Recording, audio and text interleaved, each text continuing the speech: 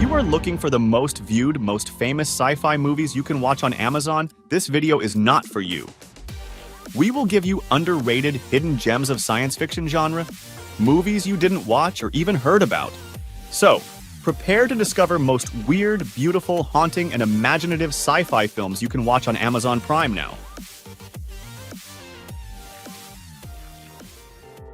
For our first pick, we are going way back to 1920 to the beginning of cinema. And while sci-fi movies started even earlier with Voyage to the Moon in 1902, we believe Jekyll and Hyde is the first fully realized sci-fi film. The story is well known. A scientist, Jekyll, devises a potion that will let out the darker half of himself, thus yielding to his evil side, but leaving the soul untouched. The adaptation from Robert Louis Stevenson's novella for the film was made by Clara Barringer, the most prolific female pioneer screenwriter. Her career spanned 3 decades, and she left behind an impressive footprint, credits on 80 silent films. Dr. Jekyll and Mr. Hyde was a box office hit, and there were news reports of punters damaging property to get into the cinema. However, some critics feared it was dangerously scary and not suitable for viewing by pregnant women and children. The main highlight of the movie is John Barrymore's portrayal of 2 characters, Jekyll and Hyde. The first transformation scene is a masterwork of physical acting.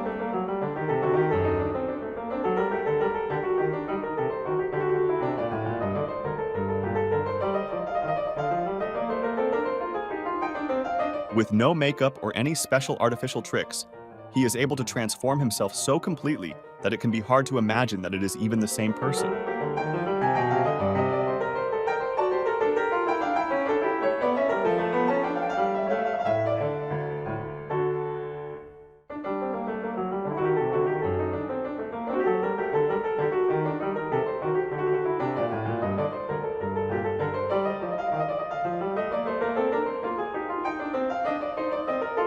So if you're in the mood to see the first steps in sci-fi genre, this movie is for you.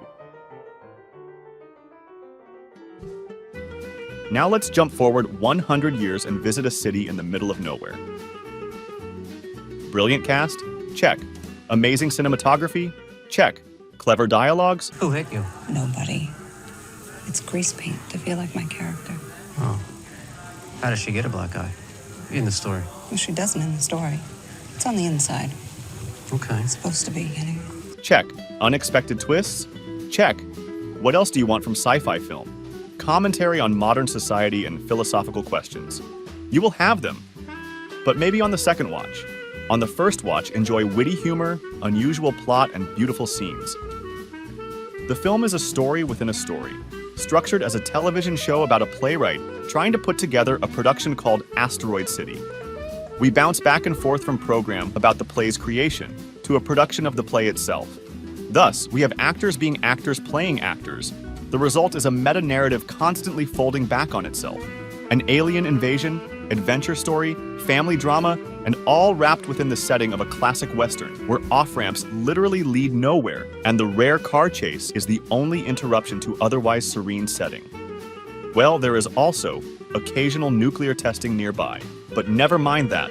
As in all Anderson's movies, from the opening moments, the immaculate production design explodes off the screen. There's so much joy and playfulness mixed with truly heartbreaking moments that you will want to re-watch it. Stop helping us. We're in grief. Me too.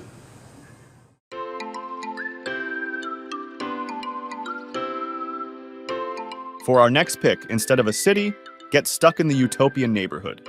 Vivarium is an unusual movie. It might frustrate you with its surreal aspects, but it is very compelling.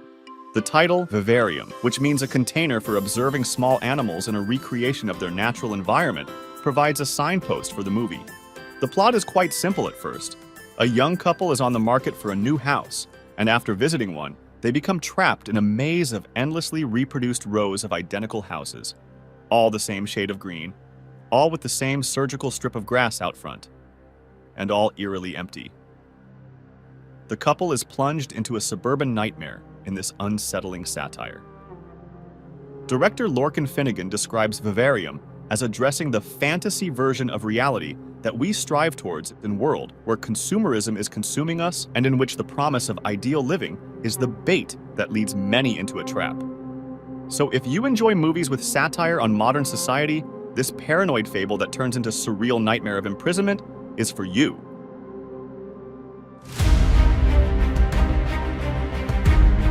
Our next pick is a movie based on sci-fi classics. H.G. Wells' The War of the Worlds. No, not the Tom Cruise one. The 1953 adaptation. This is the one that went on to live in the memories of a generation. This was an alien invasion story presented in a new way, with an A-budget, recognizable actors, and a palpable sense of gravitas, playing more like a war drama. The movie opted for a contemporary version of the story, set in present-day California, with producer George Pal feeling that, with all the talk about flying saucers, it had become especially timely. The script reflected scientific and military terminology to create realism, so the audience could feel they were actually witnessing an attack. Byron Haskin, the director, was a former visual effects specialist, so he was an appropriate choice for such an effects-heavy film. It even tried to incorporate a sequence in 3D. Sadly, it wasn't realized. Much of the $2 million budget went into the vivid global destruction unleashed by the gliding Martian machines. The invasion reflects the decade's milieu of McCarthyism and Cold War, where the Martians were the paranoia and fear of a post-Hiroshima America. It is an attack that forces the characters to question their faith in technology, democracy, and ultimately, God. So, for classical sci-fi, watch War of the Worlds. And I will dwell in the house of the Lord forever.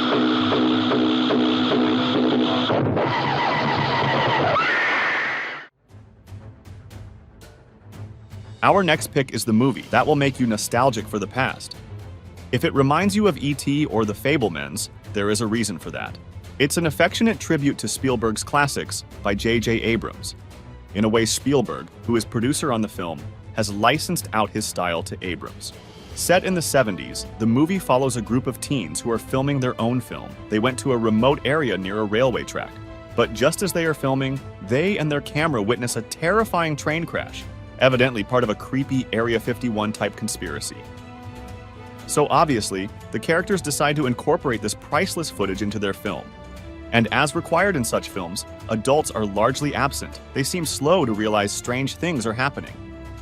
This mystery adventure revolves around the cargo from the train wreck and the sudden materialization of U.S. Air Force investigators and troops in town. Abrams treats adolescence with tenderness and affection, and high spirits of the movie is infectious. If you miss an old-fashioned movie that evoke the innocence of films like E.T., but with better special effects, this movie is for you. Tell us, did you watch any of these movies? Did you like them? Thanks for watching, and don't forget to subscribe and like. See